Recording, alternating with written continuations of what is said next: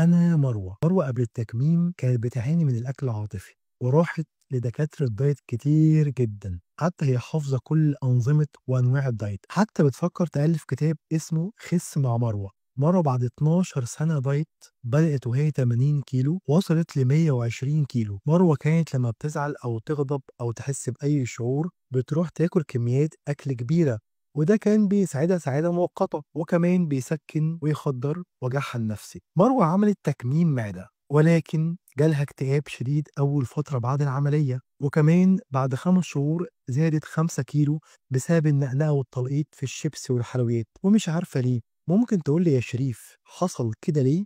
طيب الطبيعي قبل عمليات السمنة يكون في فترة تجهيز نفسيا، وده أصلا بنعمله في ورشة الأكل العاطفي أو الجلسات الفردية علشان نساعدها تتخلص من الأكل العاطفي ومن الأسباب اللي خلتها أصلا تزيد في الوزن وتستعد نفسيا للعملية زي بعض الدول المتقدمة، وده أصلا ما حصلش قبل العملية ولا حصل بعد العملية. مروة لما اتمنعت من الأكل أول فترة في التكميم دخلت في نوعين اكتئاب، أول نوع إن هي اتحرمت من مصدر السعادة الوحيد اللي في حياتها وهو الأكل، وكمان اتحرمت من المسكن اللي بيسكن أوجاعها النفسية. مروة أصبحت بلا سعادة وبلا مسكن.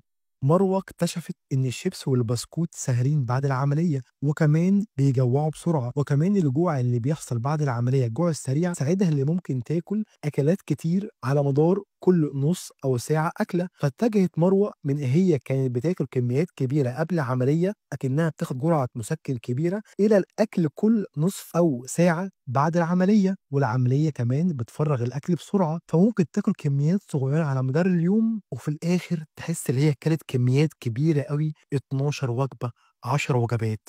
مروة مشكلتها أصلا قبل العملية وبعد العملية ما اتحلتش. مروة مشكلتها الأكل العاطفي وده محتاج جلسات للأكل العاطفي، سواء ورشة للأكل العاطفي أو جلسات فردية للتعافي من الأكل العاطفي. الأكل العاطفي حله مش دايت ولا ورقة ولا عملية ولا منجورو، محتاج تتعامل إزاي مع الطعام، أتعامل إزاي مع الأكل بشكل واعي وبشكل حدثي، واشتغل إزاي على الكريفنج ومشاعر الذنب، واشتغل إزاي على مشاعري وأفكاري والاسترس، واشتغل إزاي على حبي مع جسمي. وده بنقدمه لك في ورشة الأكل العاطفي أو الجلسات الفردية.